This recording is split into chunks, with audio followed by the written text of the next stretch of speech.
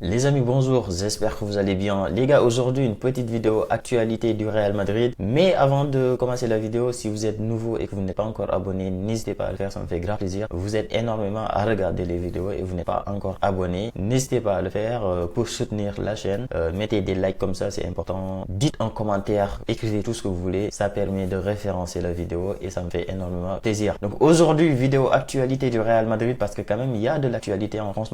Et la première actualité, c'est tout simplement la blessure de Kylian Mbappé. Donc Mbappé est blessé lors du dernier match contre Alaves. Il est sorti très tôt, il est sorti vers la 70e minute et quand il est sorti, moi je ne savais pas qu'il était blessé. Je pensais que Carlo Ancelotti avait décidé de le sortir parce qu'il avait marqué et en plus de ça, voilà, c'était un peu pour le reposer, c'est ce que je pensais. Mais au final, en fait, il est sorti parce qu'il a signalé une blessure à Ancelotti et après les analyses qui ont été faites, donc il souffre d'une blessure qui va l'éloigner des terrains pour 3 semaines. Donc 3 semaines, c'est énorme, surtout quand tu vois les matchs qu'on va jouer pendant ces 3 semaines. Donc le match qu'il va rater, c'est le derby de ce week-end contre l'Atlético de Madrid et il va également rater le deuxième match de Ligue des Champions contre Lille et il va rater le troisième match qui va être contre Villarreal. Et ce match-là, je crois que c'est à l'extérieur. Non, c'est à domicile. Donc franchement, 3 matchs pas faciles.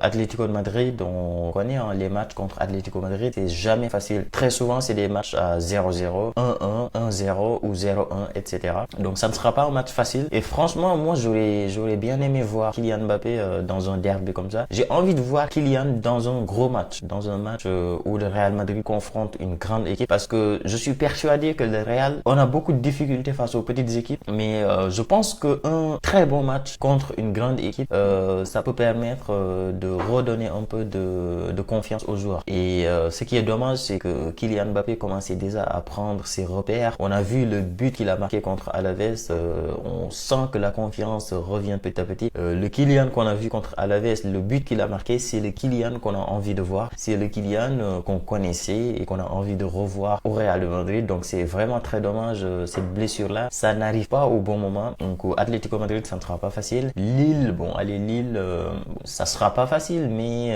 ça reste quand même un match de Ligue des Champions et ça ne sera pas forcément facile. Lille, oui, c'est une beaucoup plus petite équipe que le Real Madrid, mais en Ligue des Champions, on sait jamais, surtout maintenant qu'il n'y a plus les matchs aller-retour. Donc sur un seul match, il peut se passer beaucoup de choses. Et Villarreal, les gars, Villarreal, c'est une seule défaite contre le Barça depuis le début de la saison. Donc depuis le début de la saison, ils ont eu une seule défaite et c'est contre le Barça. Et même le match contre le Barça, ce n'était pas facile. Donc franchement, moi, Villarreal, le visage qu'ils ont montré contre le Barça, s'ils montrent le même visage contre le Real, ça risque de nous offrir un match extrêmement difficile. Donc voilà, c'est dommage, pareil, qu'il ne soit pas là. Le seul point positif de cette blessure de Kylian Mbappé, c'est qu'il ne va pas jouer la trêve internationale parce qu'il y a 2 matchs de trêve internationale et s'il était là, il allait jouer pour la France pour 2 matchs qui n'ont aucun sens. Franchement, les matchs de trêve internationale, moi je sais pas pourquoi, mais ça m'énerve. J'espère que Camavinga n'ira pas en trêve internationale parce que Camavinga il va revenir là ce week-end contre pour le match qu'on va jouer ce week-end contre l'Atlético Madrid, mais j'ai pas envie qu'il aille en trêve internationale pour l'équipe de France parce que franchement il va se reblesser et on va se retrouver encore avec une blessure de 2 mois, 3 mois. Donc j'espère vraiment que Ancelotti va faire le tout pour le garder pour pas qu'il aille en équipe nationale. Et donc voilà, ça c'est les matchs qu'on va jouer sans Kylian Mbappé. Moi j'ai confiance, je pense qu'avec Vinicius, peut-être tu vas mettre Rodrigo à gauche et ensuite tu vas mettre Hendrik, tu peux mettre Arda Güler, tu peux mettre enfin Brahim, il sera encore blessé, mais voilà, on a de quoi remplacer Kylian Mbappé sur cette attaque là. Deuxième actualité du Real Madrid, c'est Rodrigo, je sais pas si vous avez vu ce matin, j'ai vu un intérêt apparemment de Liverpool. Liverpool apparemment qui va envoyer une offre de 100 millions d'euros pour recruter Rodrigo. Je sais pas quoi penser de cette actualité. Moi personnellement, j'ai pas envie qu'il parte. Rodrigo, je pense que si ça se passe bien dans cette équipe du Real, si Vinicius reprend son niveau et Kylian Mbappé en attaque reprend également son niveau, je pense que Rodrigo à droite, honnêtement, ça peut faire une attaque de feu. Donc je ne vois pas l'intérêt de quitter le Real actuellement, surtout qu'il est titulaire. Jusqu'à présent, il est titulaire. Depuis le début de la saison, il est titulaire. Donc le seul truc qui peut faire qu'il parte, c'est le fait de ne pas se sentir aimé. Enfin, c'est pas aimé, je sais pas comment utiliser, je sais pas quel terme utiliser, mais en gros, il n'est pas mis au même niveau que Vinicius, que Bellingham et Kylian. Au Real Madrid, t'as Kylian Mbappé et Vinicius et Bellingham qui sont à ce niveau-là. En tout cas, en termes de hype, en termes de célébrité, en termes de considération, ils sont comme ça. Et ensuite, t'as Rodrigo qui est à peu près comme ça. Donc, il n'est pas autant considéré que le trio Bellingham, Mbappé et Vinicius. Mais est-ce que c'est suffisant pour le pousser à partir, sachant tout ce qu'il a pu dire ces derniers mois, etc.